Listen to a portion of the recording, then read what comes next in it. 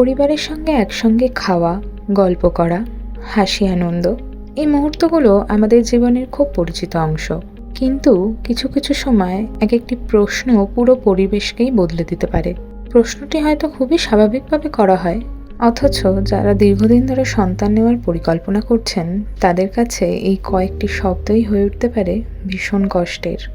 ব্যক্তিগত প্রশ্ন যখন সবার সামনে করা হয় তখন তার উত্তর দেওয়া আরও কঠিন হয়ে পড়ে।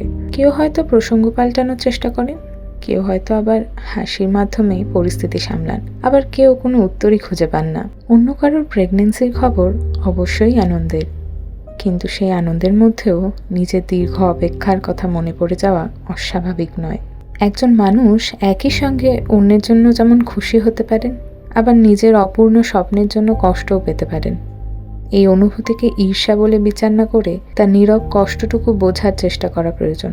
কোনো রকম তুলনামূলক ও অনাহুত পরামর্শ দম্পতির মনে আরও বিভ্রান্তির সৃষ্টি করে, কারণ প্রত্যেকের সমস্যা এবং চিকিৎসাও আলাদা। কোনো একজনের অভিজ্ঞতা অন্য আরেকজনের চিকিৎসার পথ নির্ধারণ করতে পারে না।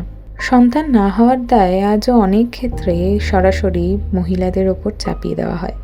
আবার পুরুষের ফার্টিলিটি নিয়ে কথা বলাকে দুর্বলতা বা লজ্জার বিষয় হিসেবে দেখা হয়। কিন্তু ইনফার্টিলিটির কারণ নারী পুরুষ দুজনের ক্ষেত্রেই থাকতে পারে। কখনো দুজনেরই কিছু কারণ থাকে, আবার কখনো নির্দিষ্ট কোনো কারণ খুঁজে পাওয়া যায় না। তাই দোষারোপ নয়, প্রয়োজন দুজনেরই সঠিক মূল্যায়ন।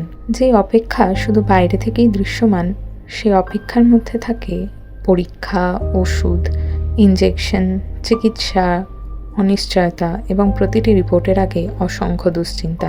এই সময় পরিবারের চাপ যোগ হলে চিকিৎসাটি আর শুধু শারীরিক নয়, এটি একটি গভীর মানসিক লড়াইও পরিণত হয়। বারবার প্রশ্ন, প্রত্যাশা এবং ব্যর্থতার ভয়ে কখনো কখনো দম্পতিদের নিজেদের সম্পর্কের মধ্যেও ঢুকে পড়ে।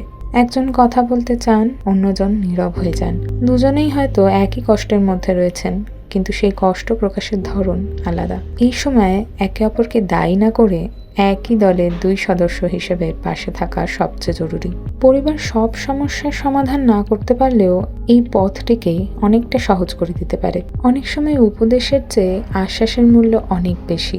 ইনফার্টিলিটি কোনো ব্যক্তিগত ব্যর্থতা নয়, এটি এমন একটি চিকিৎসাজনিত পরিস্থিতি যার সঙ্গে জড়িয়ে থাকে অনেক না বলা অনুভূতি। তাই কোনো দম্পতিকে সন্তান নিয়ে প্রশ্ন করার আগে ভাবা উচিত তাদের জীবনের সময়সীমা ঠিক করে দেওয়ার বদলে তাদের ব্যক্তিগত পরিসরকে সম্মান করা উচিত। কৌতূহল ও চাপ নয়, বরং সহানুভূতি ও পাশে থাকার ভরসা দেওয়াটা অত্যন্ত জরুরি। কারণ কখনো কখনো একটি পরিবারের নীরব সমর্থনই একটি কঠিন যাত্রার সবচেয়ে বড় শক্তি হয়ে উঠতে পারে।